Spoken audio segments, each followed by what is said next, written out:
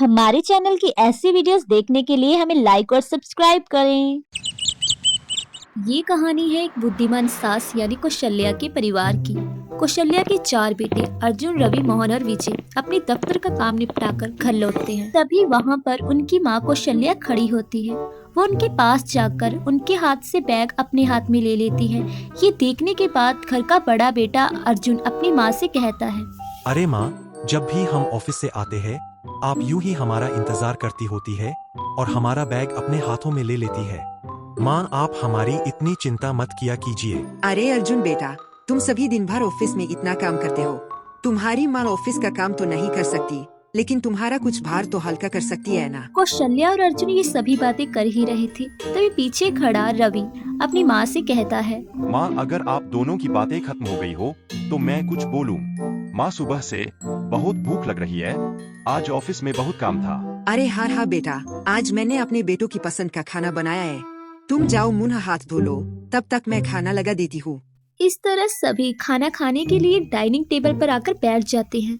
तभी मुकेश जी अपने सभी बेटों से कहते हैं, अरे तुम लोग बहुत किस्मत वाले हो जो तुम्हारा पसंदीदार खाना तुम्हें खाने के लिए मिल रहा है, वरना आज तक तो तुम्हारी माँ ने मेरे लिए मेरी पसंद की एक चीज तक नहीं बनाई। मुकेश की ये बात सुनकर उसके सभी बेटे हंसने लगते हैं। तभी पीछे से कौशल्या खाना लेकर आ जाती है। अरे क्या बातें हो रही है, तुम लोग इतना हंस क्यों रहे हो? कहीं फिर से तुम्हारे पिताजी ने मेरे बारे में कुछ उल्टा सीधा या मेरी चुगली तो नहीं की? अरे नहीं माँ, पिताजी तो बस ऐसे ही मजाक कर रहे थे, वरना आपकी चुगली आपका बड़ा बेटा कैसे सुन सकता है। कौशल्या अपने सभी बेटों को खाना लगाकर वहाँ से चली जाती है। ऐसे ही एक दिन बीत जाता है और अगले दिन हर दिन की तरह कौशल्या दूध लेने के लिए रामू की दुकान पर आती है। तभी रामू के चेहरे पर उदासी देखकर वो उससे कहती है, अरे क्या हुआ रामू, आज तुम काफी उदास लग रहे हो। गाय ने आज दूध नहीं दिया क्या? अरे नहीं भाभी, गाय ने हर दिन की तरह आज भी उतना ही दूध दिया है। लेकिन वो देखिए भाभी, दूसरी दुकान पर उस दुकान में दूध का भाव 2 कम पैसों में दे रहे हैं, जिसकी वजह से आज एक भी ग्राहक मेरी दुकान पर नहीं आया।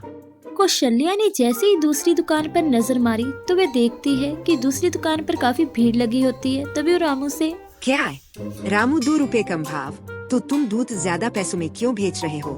अरे नहीं भाभी, जो भाव दूसरी दुकानों पर बिकता है मैं भी उतना में ही बेच रहा हूँ, लेकिन पता नहीं ये लोग कम भाव में क्यों दे रहे हैं। रामू तुम जो भी बोलो, लेकिन मैं भी आज उनसे ही दूध लूंगी। ये कहकर कौशल्या भी वही दुकान पर चली जाती है। तभी रामू, हे भगवान, एक ग्राहक का आया था वो भी चला गया, अब मैं अपने बच्चों की स्कूल की फीस कैसे दूंगा। अरे हाँ भाई, कुछ समय इंतजार करो, मेरे आदमी अंदर आप सभी का दूध लेकर आ रहे हैं। कौशल्या भी वहीं दूसरे दूध वाले के पास आ जाती है और उस आदमी से कहती है, अरे मैंने सुना है आप दूध कम भाव में दे रहे हैं, ऐसा भी क्या है आपके दूध में जो सभी लोग आपके पास दूध लेने के लिए लाइन में खड़े हैं? अरे भाभी, दूध कम भाव के साथ साथ काफी स्वादिष्ट भी है। अच्छा, तो क्या ये दूध मुझे भी मिलेगा? हाँ, लेकिन भाभी पहले आपको इस लाइन में लगा होगा, मेरे आदमी अंदर दूध से लेकर आ ही रहे हैं। कौशल्या जैसे उस लाइन में लगने के लिए जाती है, अचानक उसके हाथ से वो पर्स गिर जाता है और उसके पैसे बिखर जाते हैं। तभी वो आदमी कौशल्या से कहता है, अरे भाभी आप रहने दीजिए, मैं आपको आपके पैसे उठा कर देता हूँ। जैसे ही वो आदमी कौशल्या के पैसे इकट्ठे करने के लिए जमीन पर बैठता है, कौशल्या तेजी से उसकी दुकान के अंदर चली जाती है। दुकान के अंदर कुछ लोग दूध की काफी मिलावट कर रहे थे। कौशल्या ये सब अपनी आंखों से देख लेती है। कौशल्या बाहर से कुछ लोगों को अंदर ले आकर ये सभी चीजें दिखा देती है। सभी लोग दूध में होती मिलावट को देखकर बहुत ज्यादा हैरान होते हैं। वो लोग जो मिलावट कर रहे थे अब उनके सामने हाथ जोड़कर खड़े थे। तो वहीं दुकान का मालिक कौशल्या से माफी मांग रहा था। उसने वादा किया था उन सभी लोगों से कि वो ऐसी गलती कभी नहीं करेगा और वो उनकी शिकायत पुलिस के पास ना करवाए। कौशल्या को उस आदमी पर तरस आ जाता है, इसलिए वो उससे माफ कर देती है। तब वहीं सभी लोग रामू के पास वापस दूध लेने के लिए आ जाते हैं। रामू के चेहरे पर मुस्कान थी और वो कौशल्या से बोल रहा था, भाभी सच में अगर आज आप नहीं होती मैं तो सड़क पर आ जाता। उन लोगों का अचानक 2 रुपए भाव देना और मेरा दूध ना बिकना, मैं तो बहुत घबरा गया था, लेकिन जैसे आपने होशियारी से उन लोगों की चोरी पकड़ी, सच में भाभी आज आपने मेरी दुकान बंद होने से बचा ली। रामू, आज मैंने तुम्हारी मदद नहीं की। तुम जो सच्चाई के रास्ते पर चलकर और मेहनत से दूध बेचते हो, उसका ही तुम्हें आज फल मिला है। इस तरह कौशल्या ने बड़ी ही समझदारी से उन लोगों की चोरी पकड़ी और एक गरीब की दुकान बंद होने से बचा ली। इस कहानी से आपको ये तो पता चल गया होगा कि कौशल्या कितनी बुद्धिमान और समझदार है। इस तरह कौशल्या अपना दूध लेकर घर की ओर जा रही होती है, तभी सामने से कॉलोनी की कुछ औरतें खड़ी होती हैं। अरे कौशल्या, अच्छा हुआ तुम यहीं मिल गई। हम तुम्हारे घर ही आ रहे थे। कल मेरी बहू की मुंह दिखाई है, इसलिए तुम्हें कल मेरे घर आना है। वैसे कौशल्या, तुम जानती हो जिस बहू से मैंने अपने बेटे की शादी की है, काफी घरेलू है और घर के सारे काम करना जानती है। अरे तुम्हें बधाई हो, तुम्हारे बेटे की शादी हो गई। लेकिन आज के समय में घर का काम तो हर कोई लड़की कर लेती है और घरेलू भी मिल जाती है। अरे मैं जानती हूँ कि तू क्या कहने की कोशिश कर रही है। तुझे तेरी बहू तेरे जैसी बुद्धिमान और समझदार चाहिए, तभी तू अपने बेटों की शादी करेगी। कौशल्या अपनी सहेलियों से बात करने के बाद जैसे ही घर आती है तो वो एक फोन में बात कर रही होती है। तभी अंदर से उसका पति मुकेश आ जाता है। फोन पे बात करता देख वो उससे कहता है, अरे कौशल्या, किससे बात कर रही थी और कौन आ रहा है? वो मैं पंडित जी से बात कर रही थी और मैंने ही उन्हें कल सुबह बुलाया है अपने बेटों की शादी की बात करने के लिए। क्या शादी? वो भी अचानक? क्या ये बात रवि, अर्जुन मतलब तुम्हारे बेटों को पता है? मैं अपने बेटों को अच्छी तरह जानती हूँ। मैं उनके लिए जो भी लड़कियाँ ढूंढूंगी वो उन्हें पसंद होगी। अगली सुबह कौशल्या के घर पर पंडित जी आए होते हैं और कौशल्या के बेटों की रिश्ते की बात चल रही होती है।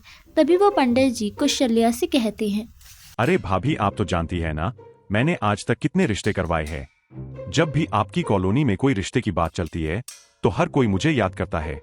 चलो भाभी, वो सब छोड़ो, मैं आपके बेटों के लिए लड़कियों की कुछ तस्वीरें लाया हूँ। पंडित जी लड़कियों की कुछ तस्वीरें कौशल्या और मुकेश को दिखाते हैं। लड़कियों की तस्वीरें देखने के बाद कौशल्या पंडित जी से कहती है, पंडित जी, मैंने आपको पहले ही बता दिया था कि मेरे बेटों के लिए मुझे कैसी लड़कियां चाहिए। देखने में तो ये लड़कियां ठीक लग रही है, लेकिन मैं एक बार इसे आप मिलना चाहती हूँ। अपनी माँ की ये सभी बातें रवि अपने कानों से सुन लेता है। उसे पता चल जाता है कि उनकी माँ उसके लिए शादी की बात कर रही है और वह जल्दी से अर्जुन को आकर बताता है, भैया, क्या आप जानते हैं, माँ ने घर में पंडित जी को इसलिए बुलाया है ताकि वो हमारी शादी करवा सके। लेकिन रवि, अगर ऐसी बात होती तो माँ एक बार आकर हमसे बात तो करती। अर्जुन और रवि ये बातें कर ही रहे थे, तभी पीछे से कौशल्या आकर कहती है, अच्छा हुआ अर्जुन और रवि, तुम दोनों यहाँ मिल गए। मैं तुम्हारे पास ही आने वाली थी। मैंने तुम दोनों के रिश्ते की बात पंडित जी से की है। वैसे तो मुझे विश्वास है कि मेरी देखी हुई लड़कियों को तुम दोनों मना नहीं करोगे, लेकिन तुम्हारे पिताजी बार बार बोल रहे थे कि मैं तुमसे एक बार पूछ लूं। अर्जुन और रवि, तुम्हें कोई एतराज तो नहीं कि तुम्हारी माँ तुम्हारे लिए लड़कियाँ ढूंढ रही है? माँ, आप कैसी बात कर रही है? आपने जो लड़कियाँ हमारे लिए ढूंढी होगी, उससे बेहतर लड़कियाँ हमें नहीं मिल सकती। मुझे अपने बेटों से यही उम्मीद थी। मैं जल्दी ही पंडित जी के कहने पर उन लड़कियों को देखने जाऊंगी।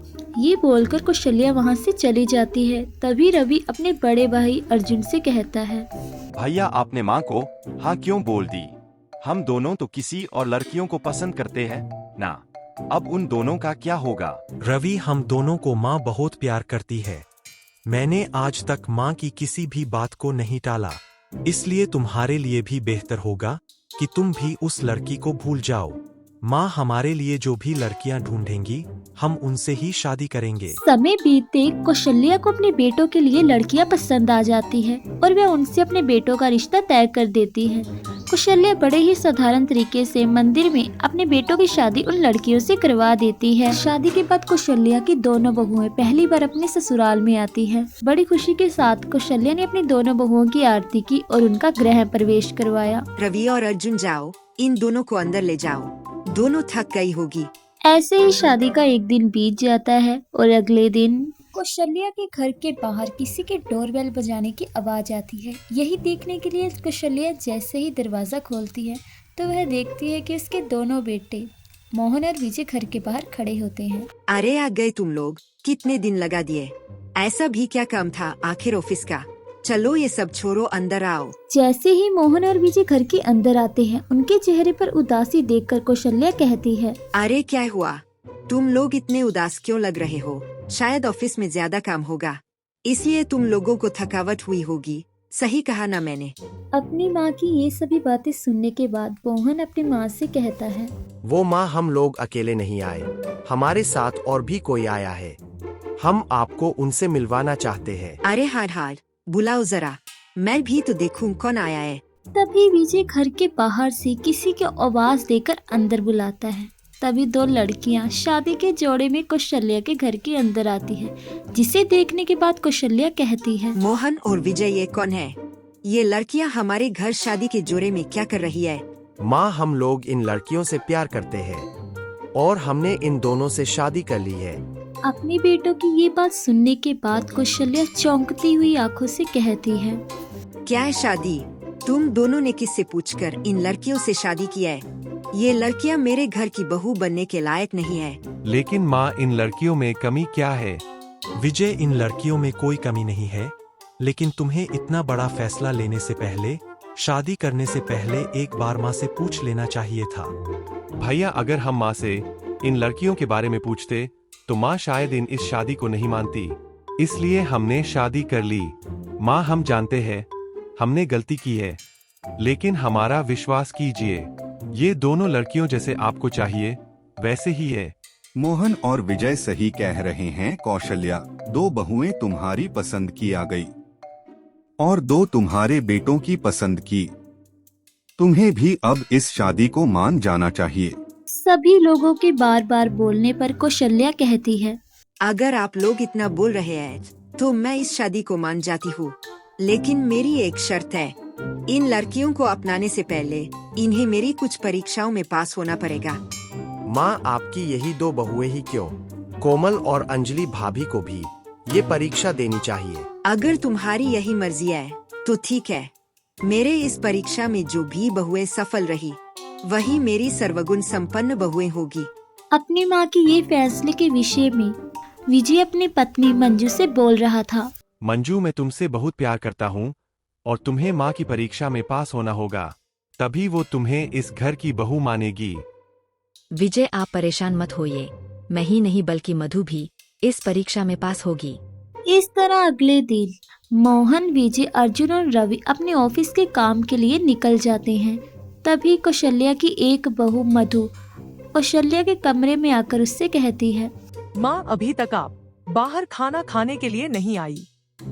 बाहर हम आपका इंतजार कर रहे थे। कांपती हुई बिस्तर में पड़ी कौशल्या अपनी बहू मधु से कहती है, मधु बहू, आज मेरी तबीयत ठीक नहीं है, मुझे चक्कर आ रहे हैं और ठंड भी काफी लग रही है। ये बात जब कौशल्या की सभी बहुओं को मालूम पड़ती है तो वो उसके कमरे में आकर कहती है, माँ, आप ठीक तो है ना? आपको अचानक से बुखार कैसे हो गया? आप यही थे ही रहे, मैं अभी डॉक्टर को फोन करती हूँ। जैसे ही कोमल बाहर आकर फोन मिलाने लगती है, तभी वो देखती है कि फोन की तार टूटी होती है। भाभी, इसकी तो तार कटी हुई है, अब हम डॉक्टर को फोन कैसे करेंगे?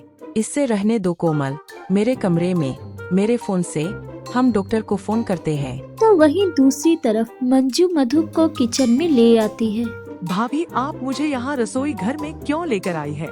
मधु, जब तक कोमल और अंजलि डॉक्टर को फोन कर रहे हैं, तब तक हम माँ के लिए काढ़ा बना देते हैं। वैसे भी डॉक्टर को आने के लिए थोड़ा समय लगेगा। अरे हाँ भाभी, ये तो मैंने सोचा ही नहीं। भाभी, हम जल्दी से काढ़ा बना देते हैं, इससे पहले माँ की तबीयत और खराब हो। इस तरह दोनों अपनी सास के लिए काढ़ा बनाने के लिए लग जाती हैं। अरे कोमल, मेरा फोन भी बंद है, अब हम डॉक्टर को फोन कैसे करेंगे? अरे हाँ, ये मैं किससे भूल गई। मैं अपने बैग में इमरजेंसी के लिए कुछ दवाइयाँ रखती हूँ। चलिए भाभी, जल्दी से हम माँ को वो दे देते हैं। इस तरह कोमल और अंजलि अपने बैग से दवाई लेकर अपनी सास के कमरे में देने के लिए जाती है। माँ, ये दवाई ले लीजिए, इस दवाई को खाने के बाद आपको ठंड कम लगेगी और आपकी तबीयत बिल्कुल ठीक हो जाएगी। अंजलि और कोमल अपनी सास को दवाई देने की बात कर रही थी, तभी दूसरी तरफ मंजू और मधु एक हाथ में काढ़ा लिए आ जाती हैं। माँ जी, मैंने और भाभी ने आपके लिए ये काढ़ा बनाया है, जिसे पीने के बाद आपका बुखार कुछ मिनटों में उतर जाएगा। अपनी चारों बहुओं की बात सुनने के बाद कौशल्या अपने बिस्तर में से उठकर आती है। उसे देखकर उसकी चारों बहुएं हैरान होती है। तभी वो कहती है, तुम सभी मुझे ऐसे क्या देख रही हो? मैं बिल्कुल ठीक हूँ, मुझे कोई बुखार नहीं है। मैं ये सब नाटक कर रही थी और यही मेरी पहली परीक्षा थी। अंजलि और कोमल बहू, मैंने ही उस फोन की तार काटी थी। मैं बस देखना चाहती थी तुम सभी इस स्थिति को कैसे संभालती हो। मेरी तरफ से तुम सभी इस परीक्षा में पास हो। अपनी सास की ये बात सुनकर मधु और मंजू के चेहरे पर मुस्कान आ जाती है। उन्हें देखने के बाद कौशल्या कहती है, तुम सभी को ज्यादा खुश होने की जरूरत नहीं है, अभी मेरी 2 परीक्षाएं पड़ी है। इस तरह कौशल्या की पहली परीक्षा में तो वो सभी पास हो जाती हैं। जब रात हुई तो कौशल्या अंधेरे में खड़ी अपनी चारों बहुओं को अंदर से पुकार रही थी। अपनी सास की आवाज सुनकर तेजी से आती अंजलि एकदम से गिरने लगती है। तभी वो गुस्से से कहती है, हे भगवान, अभी गिरने से बची, सत्यानाश हो इस लाइट का, जिसे अभी जाना था। अपनी सास के बुलाने पर सभी बहुएं एक साथ खड़ी होती है। तभी कौशल्या उन सब से कहती है, मैंने तुम सबको यहाँ इसलिए बुलाया है ताकि मैं अपनी दूसरी परीक्षा तुम्हें दे सकूं। तुम सबको रात का खाना बनाना है बिना लाइट के। खाने में 3 तरह की सब्जियां और पुदीने की चटनी साथ में होनी चाहिए। भले एक सब्जी कम हो, लेकिन पुदीने की चटनी उसके साथ होनी जरूरी है। लेकिन माँ, हम इतने अंधेरे में इतना सब कुछ कैसे बनाएंगे? कोमल बहू, तुम शायद भूल गई हो कि मैंने तुम लोगों की परीक्षा लेने का तय किया है और मैं ये आशा रखती हूँ कि तुम्हें परीक्षा का मतलब पता है। मधु और अंजू बहू, तुम दोनों को अब इस परीक्षा को लेकर मुझसे कोई प्रश्न पूछना है। नहीं माँ, आपने हमें जो भी खाना बनाने के लिए कहा है, हम वो सभी 2 घंटे में बना देंगे। बिना प्रश्न किए मंजू अपनी सास की बात को मान जाती है। ये देखकर कौशल्या को बहुत अच्छा लगता है। मधु, खाना सब कुछ मैं देख लूंगी। पुदीने की चटनी को थोड़ा समय लग सकता है। तुम ऐसा करो, तुम पुदीने की चटनी बनाना शुरू करो, तब तक मैं खाना बना देती हूँ। इस तरह मधु और अंजू ने अपना खाना बनाना शुरू कर दिया था। तो वही दूसरी तरफ इन दोनों को देखने के बाद कोमल अपनी भाभी अंजलि से कहती है, भाभी, इन्होंने तो खाना बनाना शुरू भी कर दिया। हम खाना कैसे बनाएंगे? ऊपर से पुदीने की चटनी को पीसने के लिए ये मिक्सी भी नहीं चला सकते।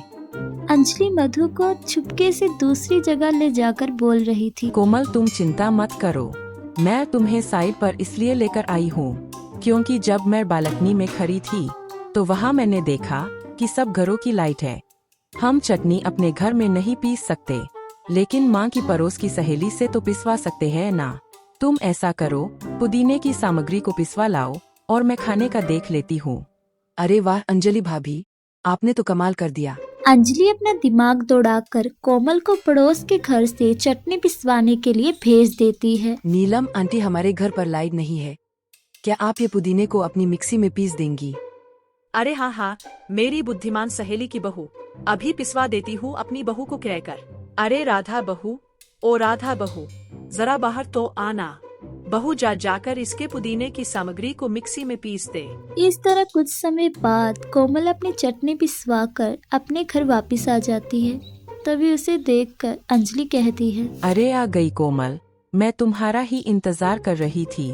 मैंने सब्जियां बना दी है, बस रोटी बनानी बाकी है। इस तरह कुछ घंटे बीत जाते हैं। मंजू और मधु ने अपना खाना कौशल्या को डाइनिंग टेबल पर लगाकर दे दिया था और थोड़े समय बाद कोमल और अंजलि भी खाना लाकर अपनी सास के सामने रख देती है। अच्छा, तो कोमल और अंजलि बहू, तुम दोनों बताओ, तुमने ये खाना कैसे बना?